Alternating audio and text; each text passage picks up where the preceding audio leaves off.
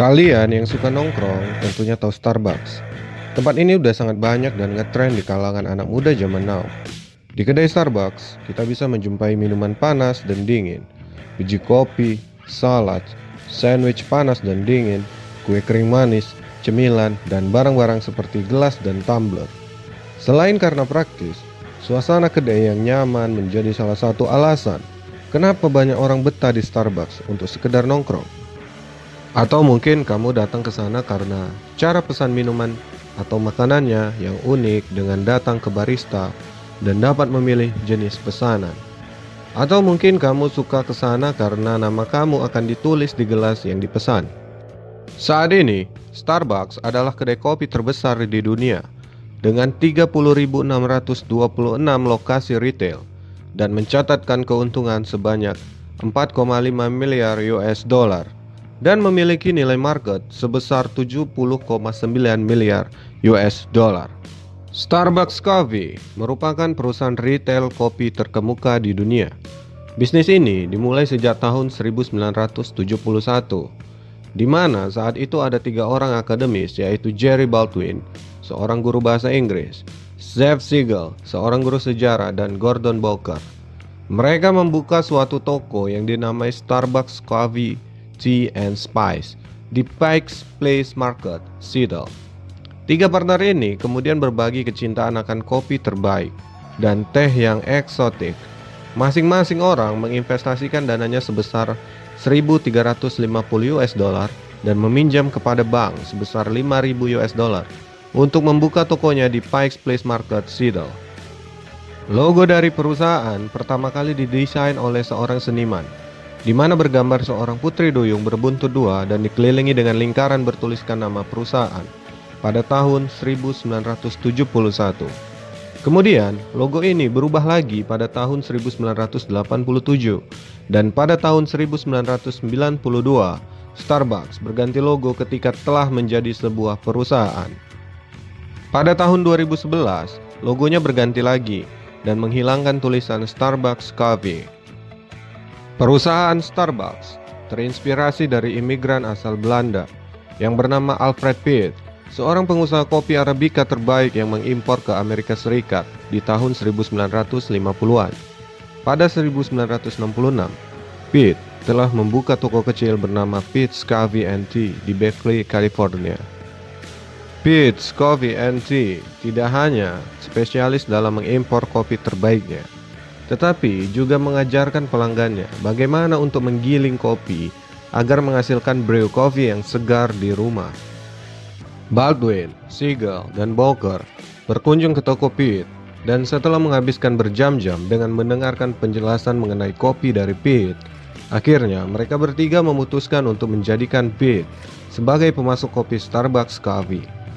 Pada tahun 1981, Howard Schultz, seorang wakil direktur dan general manager dari Harma Palace, pembuat peralatan dapur dan peralatan rumah tangga, menyadari bahwa Starbucks sering sekali memesan drip coffee maker dalam jumlah yang besar.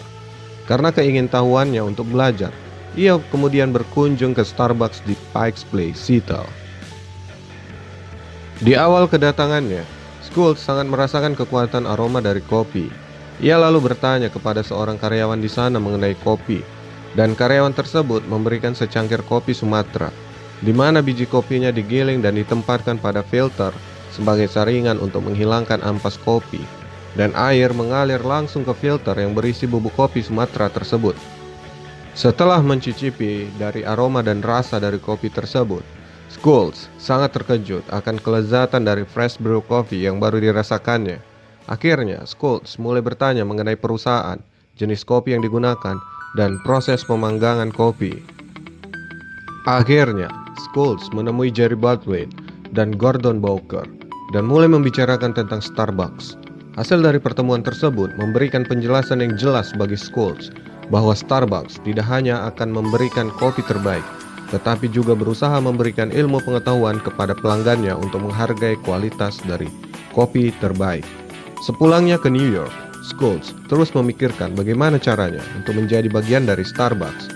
Schultz terus berusaha meyakinkan Baldwin dan Bowker agar Schultz dapat bergabung di Starbucks Setelah setahun, akhirnya Schultz bergabung dalam Starbucks Coffee. Setelah beberapa tahun, di umur Schultz yang ke-33 tahun, Schultz berubah pikiran untuk meninggalkan Starbucks dan memulai perusahaannya yang baru. Ia berencana membuka espresso bar. Di akhir tahun 1985, Schultz memutuskan untuk keluar dari Starbucks. Ironisnya, di saat Schultz telah dalam tahap akhir untuk mendirikan perusahaannya, Jerry Baldwin mengumumkan bahwa ia akan investasi sebesar $150 dari Starbucks di dalam Schultz Coffee Bar Enterprise. Hal ini menjadikan Jerry Baldwin adalah investor pertamanya bagi Schultz. Karena itu, Baldwin direkrut Schultz untuk menjadi seorang direktur di perusahaannya, dan Gordon Bowker setuju untuk menjadi part-time konsultan selama 6 bulan. Bowker menyarankan perusahaan baru itu untuk dinamai Il Giornale Coffee Company. Saran tersebut kemudian diterima, dan pada Desember 1985, Bowker dan Schultz berkunjung ke Italia untuk mengunjungi 500 espresso bar di Milan dan Verona untuk melakukan observasi. Toko Il Giornale pertama dibuka pada April 1986, dan 6 bulan kemudian membuka tokonya yang kedua di sebuah gedung perkantoran. Toko yang ketiga dibuka di Vancouver, British Columbia di bulan April 1987. Di bulan Maret 1987, Jerry Baldwin dan Gordon Bowker memutuskan untuk menjual keseluruhan operasional Starbucks di Seattle. Hal ini dikarenakan Bowker ingin menguangkan investasinya di Starbucks untuk berkonsentrasi di bisnis lainnya. Sedangkan Baldwin pada akhirnya memutuskan untuk hanya mengelola operasional Peet's. Pada akhirnya, Schultz menyadari bahwa ia harus membeli Starbucks. Pada Agustus 1987, ia mengakuisisi Starbucks dan Il Giornale dan mengkombinasikan kedua nama perusahaan tersebut menjadi Starbucks Corporation. Sejak tahun 1987, Starbucks telah berkembang dari 11 toko di Seattle. Hingga saat ini tercatat memiliki 24.058 gerai di seluruh dunia. Dan saat ini Starbucks termasuk dalam 500 perusahaan terbaik di dunia menurut majalah Forbes. Sekarang Starbucks mempunyai retail store di hampir setiap daerah di Amerika Serikat, Kanada, dan toko-toko baru di Eropa Timur Tengah, Amerika Latin, dan tepi Pasifik. Pada tahun 1991, Starbucks Coffee Company mengumumkan komitmennya untuk mendirikan hubungan jangka panjang dengan International Aid and Relief Organization CARE, sebuah organisasi internasional untuk memberi bantuan dan pertolongan yang diberi nama CARE, dan memperkenalkan CARE Coffee Sample. Pada musim semi tahun 1994, Starbucks mengakuisisi The Coffee Connection yang menjalankan retail coffee stores dan mempunyai suatu pabrik roasting di Boston, Massachusetts. Juga pada tahun 1994, Starbucks New Venture Company, sebuah anak perusahaan yang seluruhnya dimiliki oleh perusahaan Starbucks Coffee, mengadakan suatu joint venture dengan Pepsi Cola untuk mengembangkan minuman berbasis kopi yang siap untuk diminum, yakni deretan minuman Frappuccino secara revolusioner. Pada tahun 1996, Starbucks membuka cabang pertamanya di luar Amerika Utara, yaitu di Jepang dan Singapura. Jumlah gerainya 1.015. Pada tahun 1998, Starbucks mengakuisisi Tazo, sebuah perusahaan teh yang berbasis di Portland, Oregon. Mereka kemudian memperluas merek Starbucks ke jaringan toko-toko kelontong di seluruh Amerika melalui kesepakatan lisensi dengan Kraft Foods. Di tahun yang sama, mereka meluncurkan Starbucks.com dan membuka cabang-cabang baru di Malaysia, New Zealand, Taiwan, Thailand, dan Inggris. Jumlah gerainya 1.886. Pada tahun 2000, Howard Schultz naik pangkat dari CEO menjadi Chief Global Strategist. Dengan kata lain, ia adalah otak yang kini memegang strategi pemasaran Starbucks di seluruh dunia. Orin Smith kemudian dipromosikan menjadi presiden dan CEO, menggantikan Howard. Di tahun yang sama, Starbucks mulai mengenalkan kategori-kategori menu kopinya yang sudah melewati proses fair trade dan seleksi organik.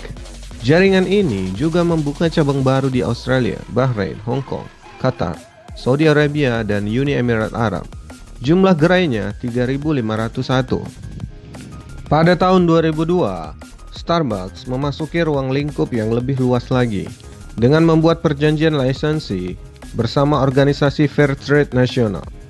Perjanjian ini menyepakati bahwa Starbucks hanya akan menjual kopi-kopi bersertifikat Fair Trade di negara-negara Starbucks menjalankan bisnisnya. Sebuah perusahaan lain milik Starbucks bernama Starbucks Coffee Trading Company didirikan di Lausanne, Swiss. Cabang pertama Starbucks di Indonesia juga dibuka pada tahun ini. Pada saat itu jumlah gerai mereka adalah 5.886. Pada tahun 2008, Howard Schultz kembali mengambil posisi CEO. Ia sekaligus mengumumkan fokus baru kerjaan Starbucks, yaitu mengutamakan pelayanan kepada pelanggan untuk memberi mereka pengalaman tak terlupakan dan menciptakan inovasi yang baru. Kedai ini memperluas jaringannya dan membuka cabang di Argentina, Bulgaria, Republik Ceko, dan Portugal. Jumlah gerai mereka pada saat itu adalah 16.680. Pada tahun 2009, Starbucks membantu misi kemanusiaan di Afrika melalui kemitraannya dengan Red, brand industri retail yang didirikan oleh Bono, vokalis U2. Setiap jutaan pembelian produk-produk Red setiap hari sama dengan mengkontribusikan lebih dari 7 miliar dosis obat antiretroviral setiap harinya. Di tahun yang sama pula, Starbucks dinobatkan melalui voting sebagai brand yang paling berpengaruh di sosial media. Saat ini, Starbucks adalah kedai kopi terbesar di dunia dengan 30.626 lokasi retail dan mencatatkan keuntungan sebanyak 4,5 miliar US dollar dan memiliki nilai market sebesar 70,9 miliar US dollar. Gimana? Udah nongkrong belum di Starbucks hari ini? Jangan lupa klik like, comment, share, and subscribe. Dan jangan lupa hidupkan lonceng notifikasi agar kamu dapat info-info terbaru dari Legal Business yang akan ceritain tentang bisnis tentunya.